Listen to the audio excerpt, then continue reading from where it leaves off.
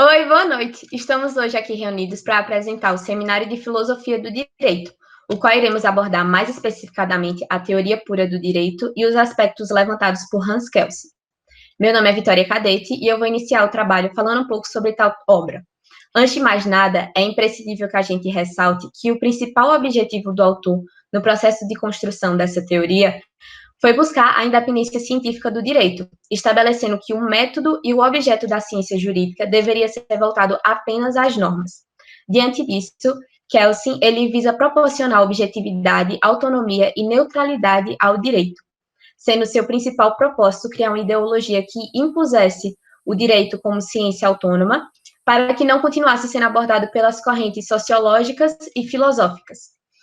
Por isso, Kelsen ele constrói os conceitos de jurisprudência normativa, tratando da validade do direito e consistindo no conhecimento da norma como o único objeto de estudo do jurista, e a jurisprudência sociológica, que refere-se aos estudos que a sociologia tem que fogem da norma, nos quais se inclui a eficácia do direito e sua fundamentação axiológica. Portanto, é possível a gente observar que a teoria criada por Kelsen, ela se refere somente ao direito positivo, desprezando os juízos axiológicos, ou seja, ela compreende como uma estrutura normativa, uma vez que para o autor, os fatos sociais e os valores, como a justiça, por exemplo, eles não são fatores que conduzem à legitimação do direito. Dessa forma, Kelsen explica que a norma jurídica aceita qualquer tipo de conteúdo, desde que estes estejam obrigados a impor-se a sua imperatividade, seja ela considerada imoral ou injusta. Nesse contexto, Kelsen ele rejeita a ideia de justiça absoluta, admitindo que a justiça seria uma aplicação da norma jurídica ao caso concreto, consistindo apenas como um valor relativo, por ser um atributo possível a vários objetos. Diante disso, o autor ele explica que o justo ele se manifesta na conduta social dos seres humanos, de modo que quando a sua conduta ela é correspondente à norma, esse ser humano ele é justo. E por fim, eu queria ressaltar que quando uma norma entra no mundo jurídico, ela não deve ser elaborada, não deve ter juízos de valor elaborados em relação a ela, porque o direito ele analisa e discute apenas a validade formal, cabendo ao aplicador a verificação dos requisitos de validade, respeito à hierarquia das normas e um mínimo de eficácia. Obrigada pela atenção, vou passar a palavra agora para Raul Gomes. Boa noite, amigos. Bom, falar de positivismo é sempre falar também de inovação, de modernidade, de avanço.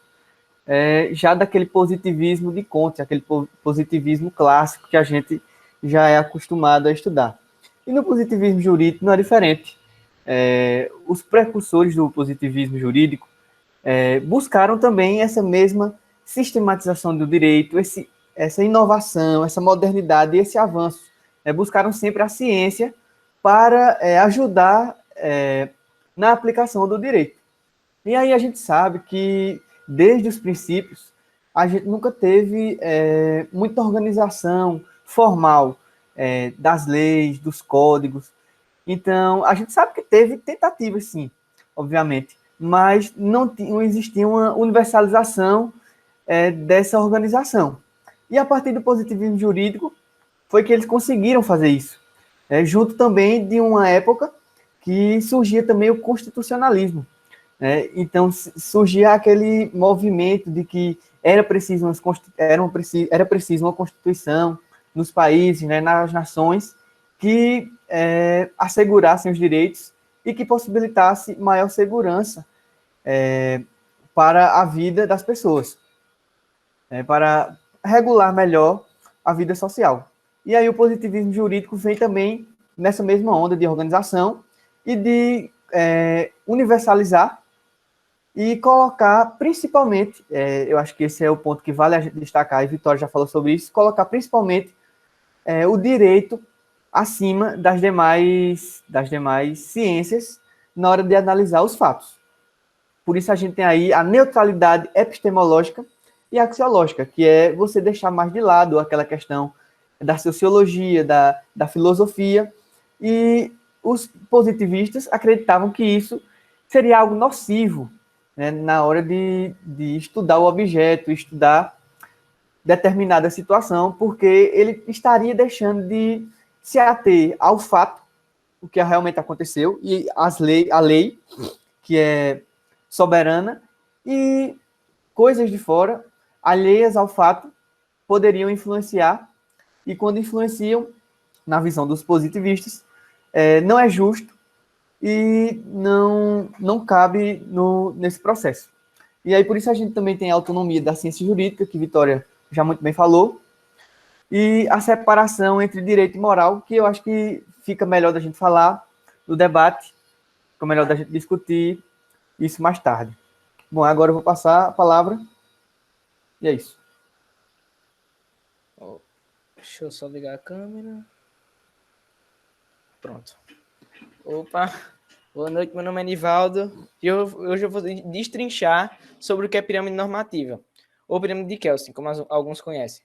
A pirâmide normativa, na verdade, é uma hierarquização das normas jurídicas, porque as normas situadas no topo da pirâmide se desdobram em normas de menor hierarquia, como, por exemplo, a pirâmide que está no slide, que Vitória está passando aí, ou é Carol, enfim. Nesse caso, pega uma pirâmide um pouco menor, menos detalhada, vemos que a Constituição Federal e as leis, que inclusive está no slide aí, são as primeiras distinções, que é Constituição Federal e leis, são as normas superiores do ordenamento jurídico. E os decretos, acordos e sentenças são as normas inferiores. Ou seja, um decreto só será válido quando a Constituição ou a lei permitir que ele seja válido. Vou dar um exemplo aqui para ficar mais claro. Vamos supor que Bolsonaro decide emitir um decreto para tirar o direito da propriedade privada das pessoas. Ele não pode fazer isso, pois a Constituição garante esse direito. Ou seja, para que ele consiga fazer isso, ele tem que alterar a Constituição. E, obviamente, ele não pode fazer essas coisas via decreto também, que é o que todo mundo sabe. Ou seja, então, para ficar claro, normas de mais expressão, que são a Constituição e a lei, são o teto das leis. Então, por exemplo, se uma Constituição, quer dizer, se um decreto, um decreto não pode ser maior que ela. É isso, vou passar a palavra para a JV.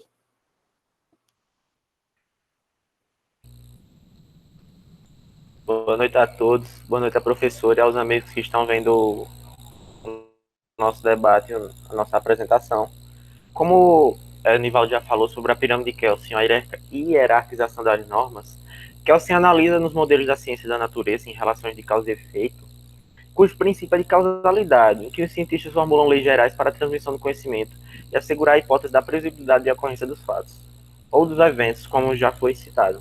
Como o Raul já falou, a norma ela teve um grande avanço pela a ciência do direito, que ela foi analisada de forma única e bem patente em relação aos seus fatos. Aí daí surge dessa forma as normas primárias, sanções tidas como verdadeiras normas e normas secundárias, outra denominada de reflexo da primária, sendo normas que evidenciam condutas. Entretanto, as normas secundárias são normas dependentes, tendo sua identificação somente a partir das normas sancionadas ou primárias. Porém, por outro lado, Kelsen pensa que a existência de um mínimo de liberdade, como já foi citado anteriormente, e a utilização do fato da norma, ou até do valor, que já vamos falar um pouco sobre no debate, que nem sempre a conduta humana estará incorporada em uma sanção. O modo de criação, a função e aplicação das normas inferiores são determinadas pelas normas hierarquicamente superiores. Muitas vezes ainda é determinado o conteúdo de ser disposto na norma inferior. Porém, ressalta que pelo menos a norma superior deve estipular qual órgão criado na norma inferior. Vou passar a palavra aqui para o próximo pessoal.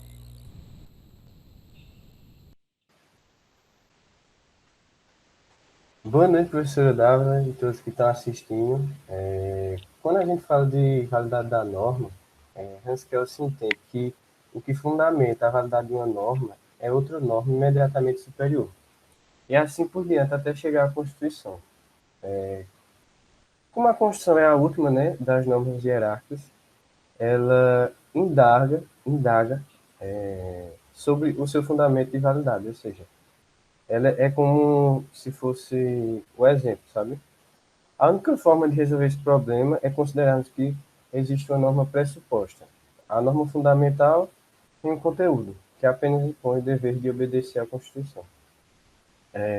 Também tem as teorias que é oceana, né? A natureza do fundamento, que são duas, o sistema estático e o sistema dinâmico. O sistema estático é aquele que as normas se relacionam entre si, através de um sistema de sugestões lógicas. É quando de uma norma se deriva outra através desse método de deduções coerentes, que farão parte do sistema normativo. As normas do sistema estático são as normas de conduta, e os temas são sanção, o que é lícito, deveres, responsabilidade.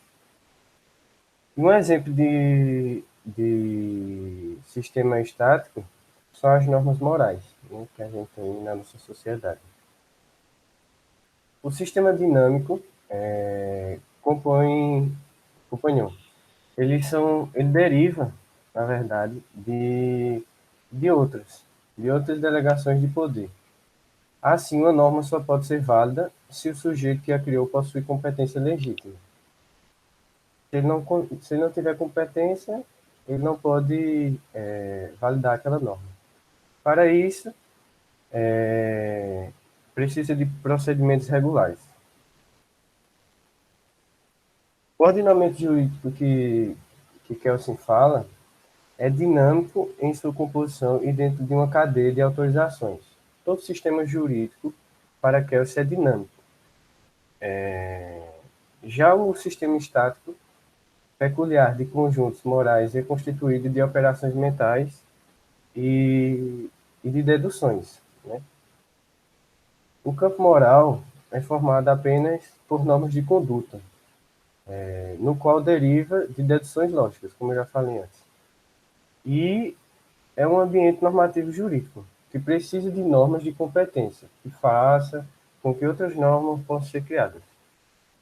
Agora eu vou passar a palavra para a Carol, que vai complementar mais um pouquinho.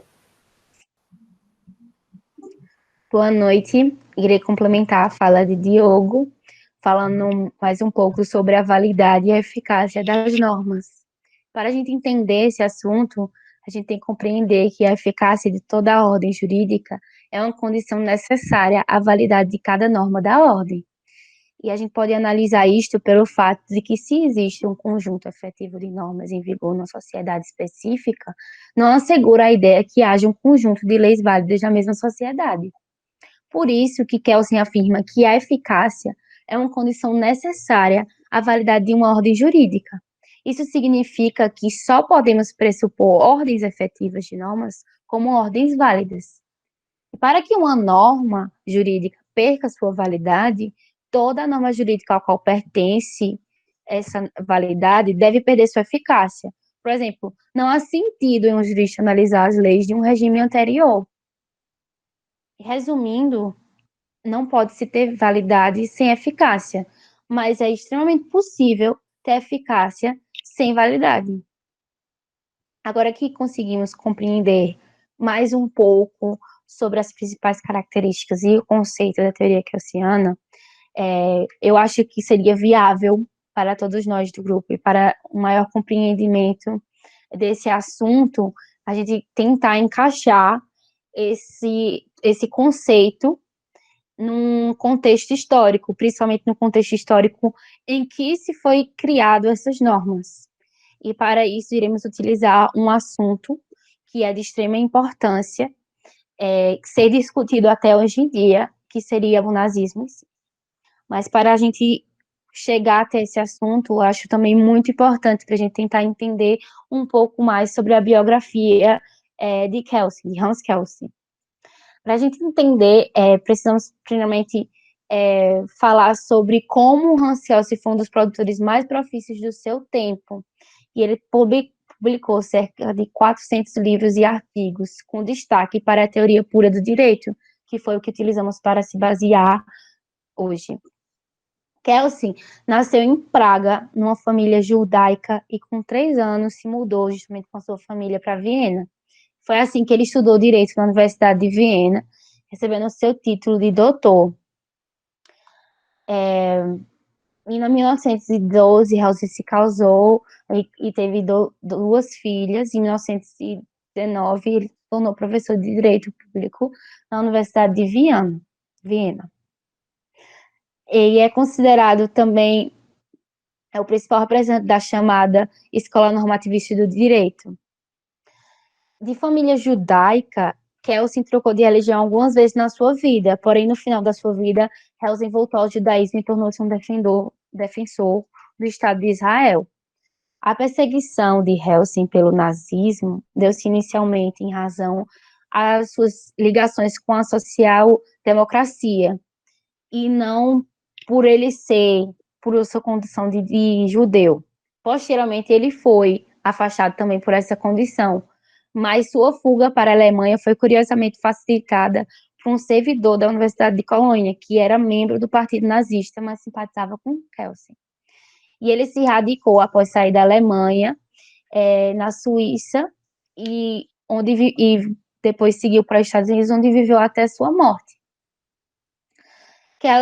Para tentarmos entender mais um pouco sobre a história de Kelsen com o nazismo, é importante falar do contexto histórico que o nazismo se estabeleceu no século XX, que submerge nas 2 atrocidades das 2 grandes guerras, uma guerra atrás da outra. O mundo em si procurava respostas acalentedoras ao espetáculo de terror que havia recaído sobre a Europa e o mundo em geral. E os repertórios de barbaridades por regimes totalitários, em especial o nazismo em si, havia dado cabo a todas as liberdades fundamentais até então alcançadas. E a causa da existência de um poder desmetido e cruel, ele enxergava no direito um forte aliado e procurava entender e justificar o surto desominado que assolava a Europa. Ele necessitava de um bode expiratório sobre o qual recaísse toda a responsabilidade. E por isso foram caracterizados em suas afirmações aqueles que atribuíram toda a culpa ao positivismo jurídico, que posteriormente tentou transformar o juiz em escravo da lei. Enfim, a ideia positivista de definição do direito pela forma se tornou o centro dos ataques teoréticos no pós-guerra, momento em que o direito alemão, carente de identidade, estava à procura de um referencial teórico que servisse de arles aos nazistas. E passaram-se, então, a agredir o modelo formalista do direito, afirmando que o seu caráter neutro, tendente a excluir a modalidade no campo normativo, teria sido complacente, teria sido um ajudante ao extermínio dos judeus durante a Segunda Guerra, como se fosse uma desculpa em si. Porém, as acusações de que o positivismo, que seria um critério formal exagerado ao valor das leis, chegou a um ponto que até mesmo Kelsen passou a ser acusado de ter escrito uma teoria para o nazismo. E por isso que a sua obra em si foi dada uma redução estrita ao dever de obediência ao direito positivo, como se fosse um reflexo do mais puro legalismo. Diante dessas críticas, que não têm muitos fundamentos em si, e que o argumento conduz o positivismo jurídico à Inquisição, são apenas falácias não fundamentadas e incoerentes, uma vez que a corrente jamais podia ser servido de suporte à ideologia em si, dada a sua postura relativista, que tem como pressuposto a não aceitação da existência de uma verdade única, universal e absoluta. E o positivismo jurídico não defende isso em si. Realmente é muito lamentável que Kelsen, um célebre pensador e jurista, seja associado a uma das maiores atrocidades que já aconteceu no mundo. A gente sabe que realmente na teoria, o positivismo dá brecha sim para o nazismo, porque A partir do momento que você diz que a vontade do legislador e a norma ela tem que estar acima de qualquer visão social e de qualquer outra qualquer outro DVC, com certeza isso abre espaço para a privação de direitos e para tantas outras coisas que o nazismo provou. Mas a gente também tem que destacar que Kelsen, com certeza, não pensou o positivismo, né? E todos os precursores do positivismo não pensaram no positivismo jurídico para ser isso, né? Eu acho que tem uma questão mais da distorção, que, como o Carol já falou, que as pessoas, né, os humanos, distorceram o positivismo para chegar ao poder e para impor sua ideologia e o seu poder. Mas, na verdade, o positivismo de Kelsen, o positivismo raiz, né, ele veio realmente para inovar, para dar modernidade ao direito e para dar essa universalização do direito que, por tanto tempo, a humanidade buscou e não conseguiu aplicar. Eu também estava analisando, né, que quando o Kelsen afirma que o nazismo foi válido, ele não quis meio que significar, tipo, foi uma coisa benéfica, dignas e humanas, entendeu? Do que tinha acontecido, né? Ele só queria mostrar que existia um fato e aquele, tipo, o fato, por exemplo, tinha o fato e tinha a norma, né? E, tipo, todos aqueles acontecimentos durante o nazismo, para ele, como ele descartava a moral, né, do direito, foram válidos. E por isso que Kelsen se afirmou, né, Nassim que afirmou que o nazismo ele tinha sido válido. Entendeu?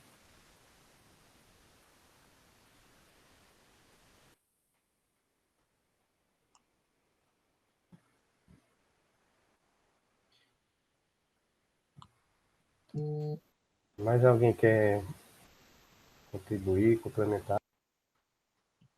A gente pode falar, resumidamente, que a teoria pura do direito, ela mostrou um grande avanço histórico no momento em que ela deixa autônoma aquela, como eu posso dizer, aquela ciência jurídica que se diferencia de outras correntes sociológicas e filosóficas. Esse foi o principal objetivo dele.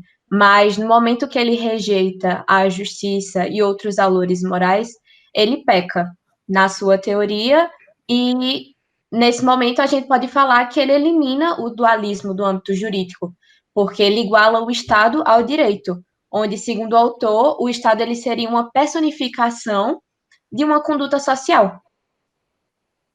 Né? O direito deve representar a autoridade do Estado, né? É isso aí. Como o pessoal já falou aí, o direito é uma autoridade do Estado, sim, e com certeza nós temos que dar valor, principalmente ao valor e ao direito, em mesma instância, para que as pessoas que não têm acesso ao próprio direito e nem acesso à justiça tenham pelo menos uma ponte de conexão entre a igualdade, para que elas possam pelo menos ter voz na justiça e na sociedade. Se alguém quiser contribuir mais. Eu acredito que existem dois fatos incontroversos que sustentam o argumento de que o positivismo jurídico em si não validou o nazismo, né, que foi uma questão muito discutida. Primeiramente, por considerar a validade jurídica uma lei, uma questão independente da justiça e do seu conteúdo, o positivismo jurídico sentencia, sem prestigiar, que tanto na Alemanha nazista quanto na Itália fascista exigiam ordenamentos jurídicos em pleno funcionamento. E assim, na tentativa de se eximir de suas responsabilidades, os oficiais nazistas utilizaram como parâmetro de defesa exatamente o argumento de que simplesmente estava cumprindo as leis válidas. Mas não significa que, justamente falei, que porque é válido, porque é eficaz, né? Em si, eles queriam que se tornasse eficaz a exterminação, a Inquisição, mas não foi eficaz em si.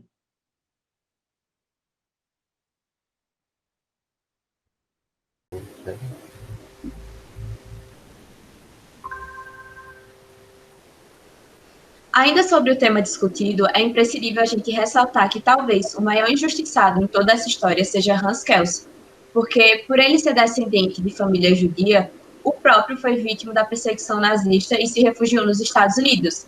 E mesmo que diante disso ele nunca tenha concordado com a alegação de que sua teoria pura do direito houvesse colaborado de qualquer forma para a sua própria condição de fugitivo, algumas pessoas continuavam dizendo que a teoria, sim, legitimou o nazismo. Porém, a gente pode dizer que havia um motivo de retratação, porque quando ele falava em separação entre direito e moral, isso não significava mais do que uma metonímia. Metonímia! O que foi, mano? Pera, vou continuar. Não vai parar já.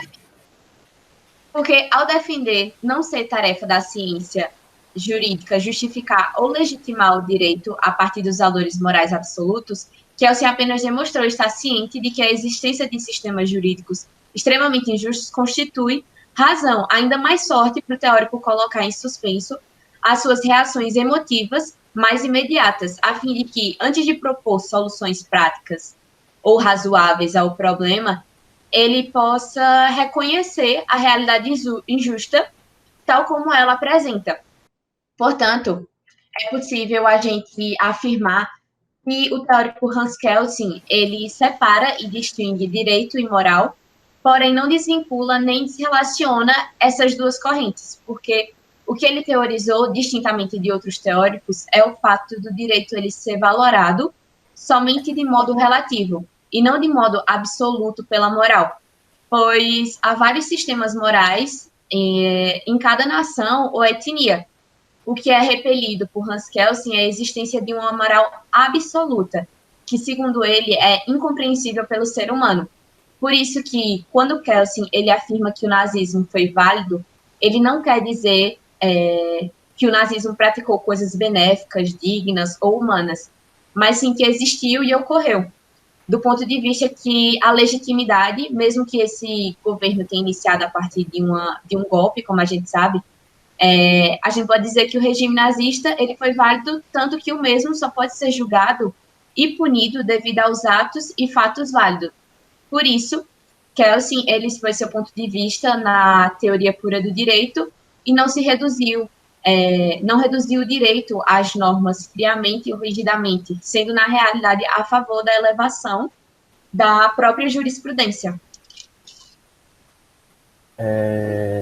Só para acrescentar um pouquinho o que Vitória falou e explicar o porquê que ele é a favor dessa teoria monista, é porque quando Hans Kelsen olha para a teoria dualista, ele vê que existe uma coisa que muda a ordem e a comunidade, ou seja, são coisas que ficam independentes.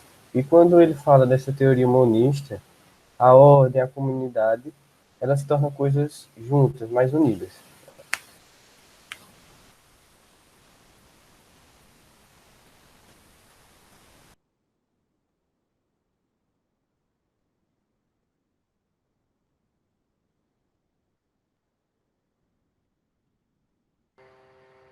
Meu computador travou aqui, eu não sei se vocês estão escutando. Então, Pronto. Bom, de acordo com o Diogo, com Vitória, acho que a gente tem que relevar também o ponto de vista de um jurista, não do ser humano em si, que é o queria que as pessoas, e os juristas principalmente, relatassem e transparecessem o direito como forma de estático dinâmico, como já falaram aí, e que a validade e eficácia se identificasse com o povo, mas também não só eficácia, mas principalmente a validade em ambos os níveis sociais e econômicos, como já foi citado anteriormente. Quem quiser citar mais algo aí.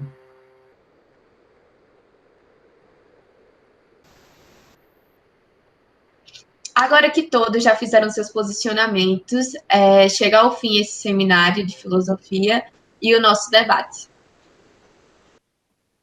Um momento, Vitória. Antes de encerrar, eu queria dar minhas considerações finais em relação a um problema técnico técnico que eu tive em relação à minha câmera. Então, Dávila, vê só, eu vi, por enquanto que os meninos estavam falando aí, que o grupo de Ellen gravou no Meet também. E aparece uma pessoa por slide, que é a pessoa que está falando. Então, vê só, aí eu não tenho webcam no meu computador. Aí o que é que aconteceu? Eu liguei a câmera do celular e deixei mutado. Aí o que é que acontece? Não apareceu minha câmera, porque como ela estava mutado, apareceu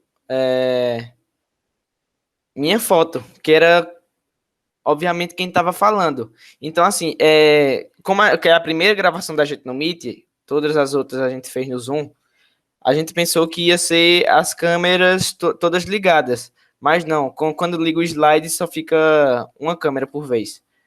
Aí, enfim, como já tinha dado os 30 minutos, que é o tempo mínimo do trabalho, eu decidi falar isso porque realmente foi um problema técnico que eu tive e eu não tinha o que fazer. Mas é isso. Agora eu me despeço do trabalho. Muito obrigado.